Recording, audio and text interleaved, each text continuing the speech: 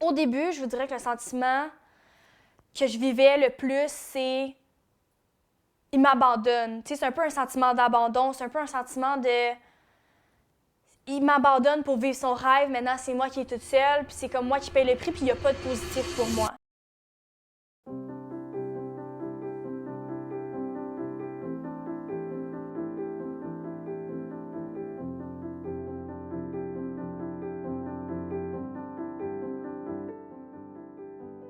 On s'est rencontrés à notre école secondaire, en fait.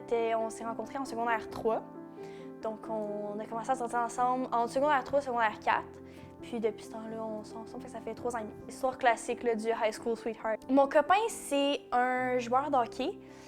Il est rendu dans le junior 3A en Nouvelle-Écosse. Au début, je pense que, comme je dis, c'était vraiment un rêve, c'était comme une fantaisie, je pense, pour lui. J'ai réalisé, je pense, en secondaire 4, au début de notre secondaire 4, là, que c'était vraiment ça qu'il voulait faire de sa vie quand il a commencé à regarder pour des prep schools pour aller jouer au hockey ailleurs au Canada. Quand on a commencé à sortir ensemble, première relation, j'étais très dépendante affective. Il fallait que je le voie tout le temps, je voulais tout le temps le voir, puis lui, il avait d'autres choses à faire, mais on passait vraiment beaucoup de temps ensemble. Puis maintenant, on dirait que ma vision, elle a totalement changé. Je pense que c'est beaucoup de facteurs en même temps. Fait que le fait que j'ai pris de la maturité, le fait que notre couple a beaucoup évolué. Je pense que ça fait vraiment une grosse différence, le fait que maintenant je sois complètement indépendante, puis ça l'aide vraiment la relation. Quand tu construis une relation avec quelqu'un, ça va prendre une direction en fonction de ton style d'attachement. Mais le style d'attachement, il n'est pas figé dans le temps. C'est ça la beauté de l'être humain, là. C'est qu'il évolue en fonction de tes expériences, de tes expérimentations même. C'est sûr que j'ai vraiment eu la chance d'aller les voir, d'aller le voir quand même souvent. En fait, ses parents, comme je dis, je suis très proche d'eux, puis ils sont vraiment super gentils. Fait ils font vraiment tout en leur possible pour que je le voie le plus possible. Fait que je suis allée le voir en Nouvelle-Écosse, je suis allée le voir à Philadelphie une fois. Je suis allée le voir à Edmonton, bien, proche d'Edmonton, à Whitecourt aussi, je suis allée le voir une fois. À date, cette année, en tout cas, je vous dirais que c'est peut-être chaque mois et demi. L'année passée, c'était entre 3 semaines ou 2-3 mois. Là. Des fois, ça peut aller jusqu'à 3 mois. Je pense qu'on n'a pas dépassé le 3 mois sans se voir.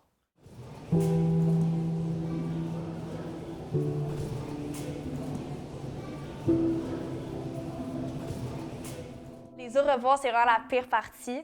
Je te dirais vraiment, c'est pas mal la partie qui fait le plus mal de la longue distance. Je pense qu'un coup qui est parti, c'est un peu comme un plaster, tu essaies de faire ça le plus vite possible. Je pense que tu t'habitues pas vraiment, dans le sens que ça va tout le temps faire mal, dire bye, parce que je suis quand même une personne qui est très... je suis quand même sensible. Fait que je te dirais que c'est vraiment cette partie-là qui fait le plus de peine, mais t'as pas le choix, puis ça fait mal pendant genre quelques heures, puis après ça, tu finis par retourner dans ta routine. Dans le sens qu'à 18 ans, je considère que ça fait quand même longtemps qu'on est ensemble.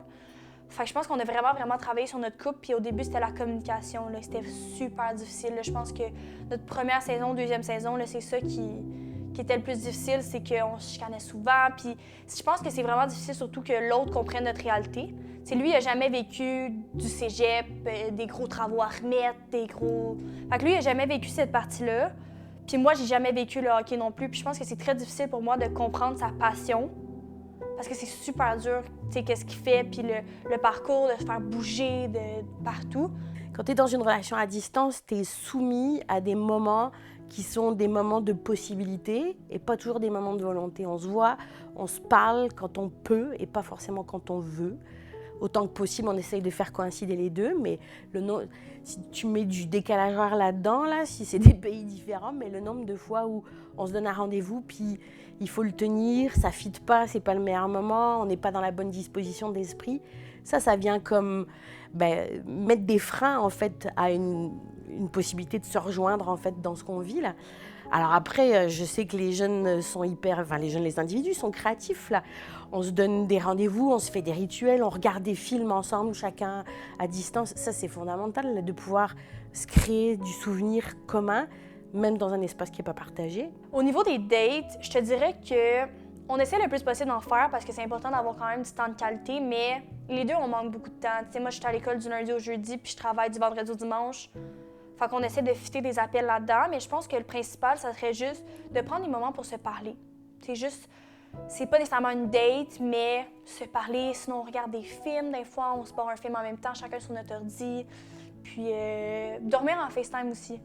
Tu sais, des fois ça peut paraître niaiseux, mais des fois ça fait du bien juste de savoir que s'il y a quelque chose, parce que les deux, on est deux personnes de très très anxieuses, fait que souvent, lui il va faire de l'anxiété la nuit, fait que s'il y a quelque chose, je sais qu'il peut juste, il peut juste dire mon nom puis je vais me réveiller comme si on était ensemble. Puis ça, des fois, on l'oublie, mais en psy, on a l'habitude de dire 1 + 1 = 3.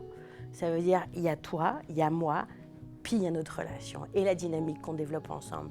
Puis c'est ça, il faut en prendre soin. Il faut qu'on prenne soin de nous individuellement.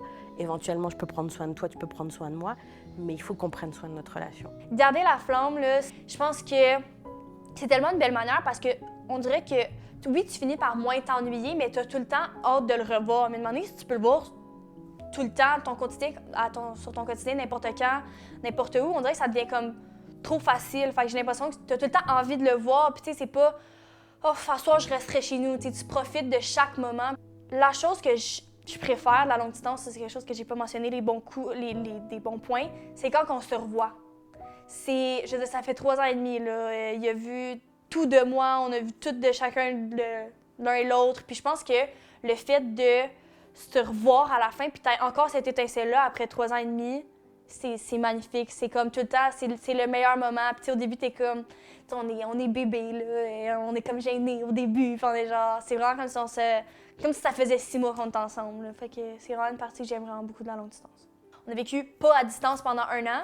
Fait que je pense que ça l'aide d'avoir plein de petits souvenirs de nos voyages en Nouvelle-Écosse. C'est niaiseux, là. J'ai des factures de date, j'ai de l'argent américain pour quand on est allé à Philadelphie. J'ai quand même beaucoup de trucs comme ça là, qui peuvent nous aider. Je pense que le meilleur côté que je remarque de plus en plus, c'est que tu as chacun ta routine. Vous vivez chacun votre vie. Puis je pense que surtout, rendu à mon âge, à 18 ans, tu commences à plus vouloir sortir d'un bar, tu as plus du temps pour toi, puis pour faire ton école, puis tout. Fait que je pense que ça serait vraiment le fait d'être chacun de notre côté, chacun vivre nos expériences, mais en étant connectés dans une certaine manière. Bien, t'es pas tout seul, déjà, dans une relation, donc forcément, pour moi, c'est des choses, ça se co-construit, là. On doit pouvoir le faire ensemble, pas forcément dans un mode d'emploi qu'on se bricolerait à deux, mais le mode d'emploi, il peut se bricoler à deux dans les agirs, en fait, de tous les jours. Mais ça se pose au départ et puis ça s'ajuste au fur et à mesure. Il faut vraiment partir avec des bonnes bases, puis tu peux pas faire de la longue distance avec n'importe qui. Ça prend quelqu'un qui communique, ça prend quelqu'un qui est prêt à prendre du temps pour toi, parce que oui, vous avez vos horaires chacun de votre côté, mais si la personne n'est pas prête au peu de temps, même si elle a peu de temps de libre, si la personne n'est pas prête pour passer du temps avec toi, je pense que c'est malheureusement voué à l'échec. Puis il faut que les efforts viennent des deux côtés.